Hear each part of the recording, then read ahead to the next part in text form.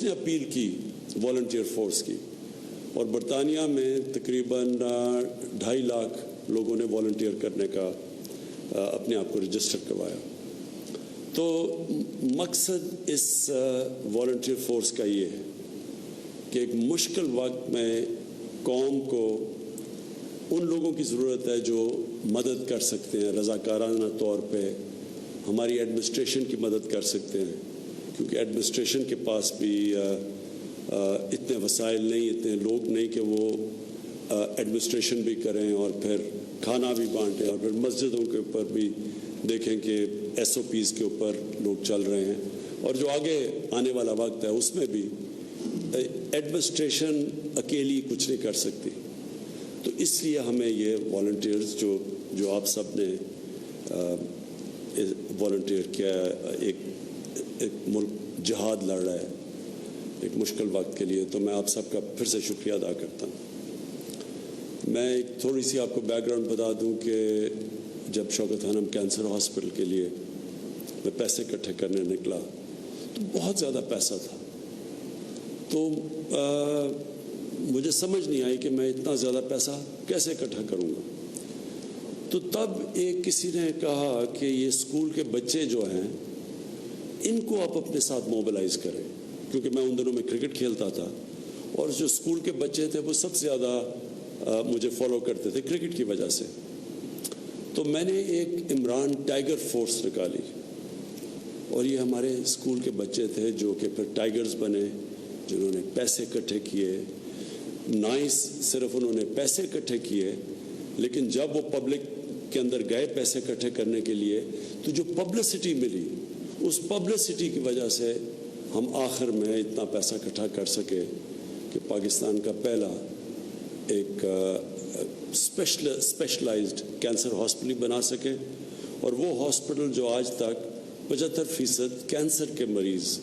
ان کو مفت علاج کر رہے ہیں، اور یاد رکھیں سب سے مہنگا کینسر کا علاج ہے۔ تو میں صرف اس لیے کر سکا کہ میرے ساتھ اسکول کے بچے ایک والنٹیئر فورس بنے، اور وہ جو ٹائیگر فورس تھی اس لیے کامیاب ہوئی۔ تو اس لیے میں نے سوچا کہ ایک ٹائیگر فورس آج اکٹھا کرتے ہیں، ہماری ملک کی مدد کریں اس مشکل وقت میں۔ تو اب آپ کے لیے میرا جو آج پیغام ہے وہ یہ کہتے کہ سب سے پہلے تو اب ہم نے آہستہ آہستہ یہ لاک ڈاؤن کو کھولنا ہے۔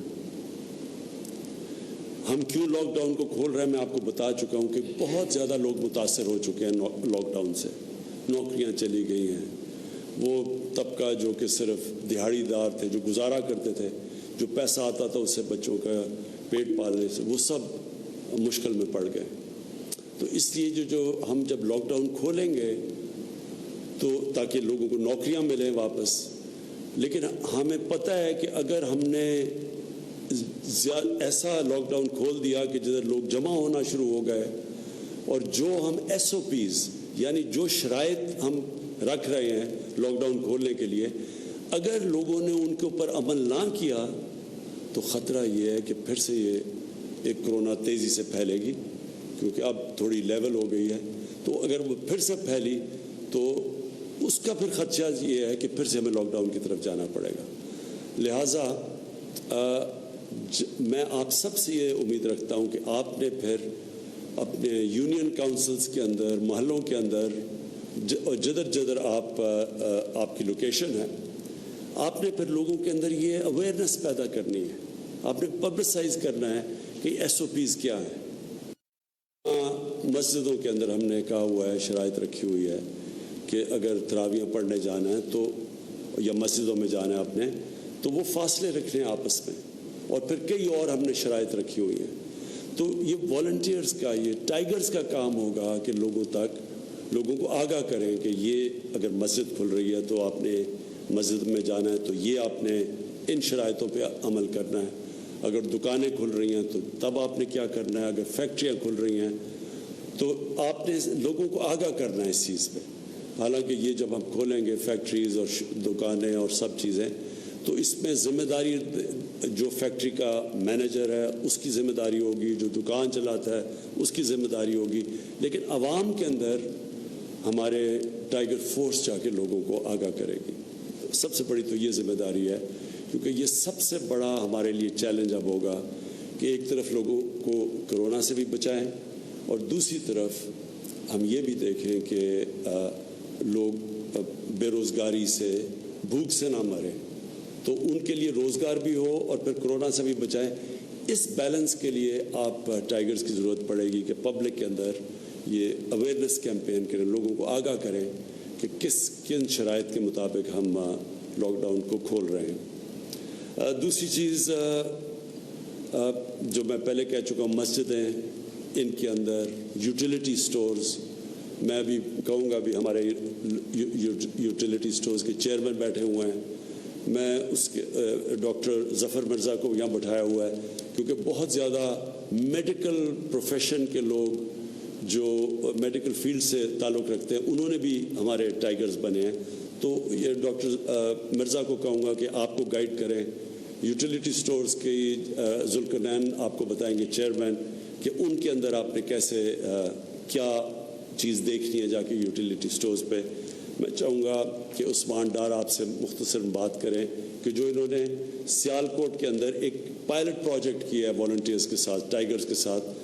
تو وہ اس کی بھی بات کر سکتے ہیں۔ تو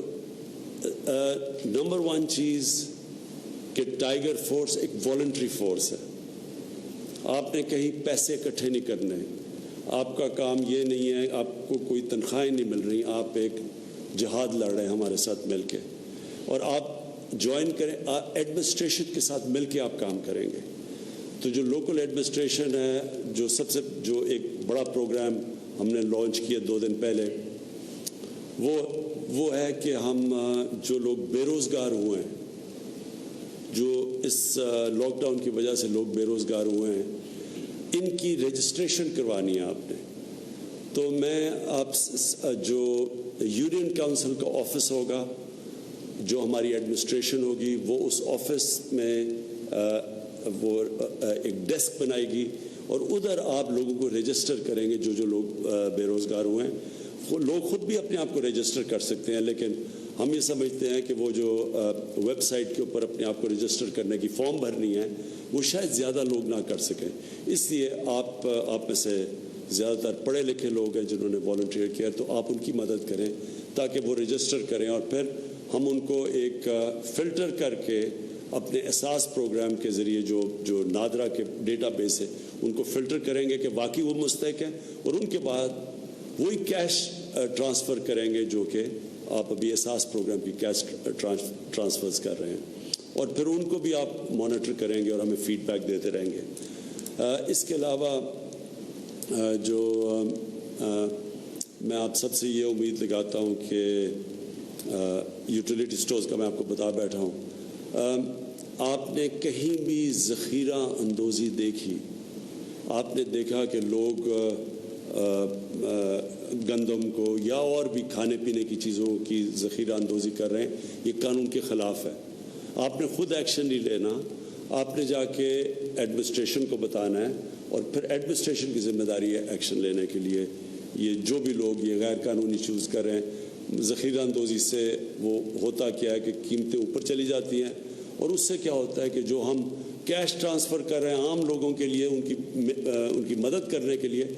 تو جب چیزیں مہنگی ہوں گی ان کے ہاتھ سے جو پیسہ ہوگا وہ زیادہ چیزیں نہیں خرید سکے گا، اس لیے یہ آپ کی بہت بڑی ذمہ داری ہے۔ تو میں آپ چاہوں گا کہ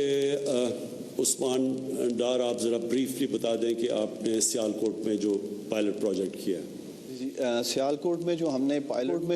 پائلٹ پروجیکٹ کیا، مجھے بڑی خوشی ہو رہی ہے بتاتے ہوئے کہ 68% ٹائیگر فورس کے جو نوجوان، تقریباً 20,000 وہاں سے رجسٹر ہوئے تھے، تو انہوں نے رسپانس دیا جب انہیں ذمہ داریاں دی گئیں۔ ایک تو ہم آپ کو تھرو ایک الیکٹرانک QR کوڈ آپ کو ID دے رہے ہیں آپ کے موبائل فون پہ، جو آپ نے سٹیزن پورٹل کی ایپ ڈاؤن لوڈ کی ہے۔ دوسرا، آپ کو تمام تر ذمہ داریاں ڈپٹی کمشنر آفس سے یا اسسٹنٹ کمشنر آفس سے تھرو ایپ جو سٹیزن پورٹل کی ہے، وہاں آپ کو بتایا جائے گا کہ آپ نے کس لوکیشن پہ پہنچنا ہے۔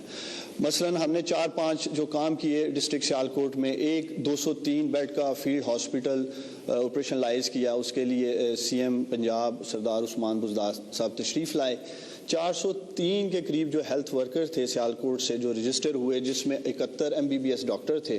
تو وہ ماشاءاللہ وہاں آئے، انہوں نے اپنی ہیلتھ کی سروسز جو ہیں معاون خصوصی عثمان ڈار اور وزیر اعظم عمران خان ٹائیگر فورس رضاکاروں سے خطاب کر رہے ہیں۔ عمران خان کا کہنا ہے کہ آہستہ آہستہ لاک ڈاؤن کھول رہے ہیں۔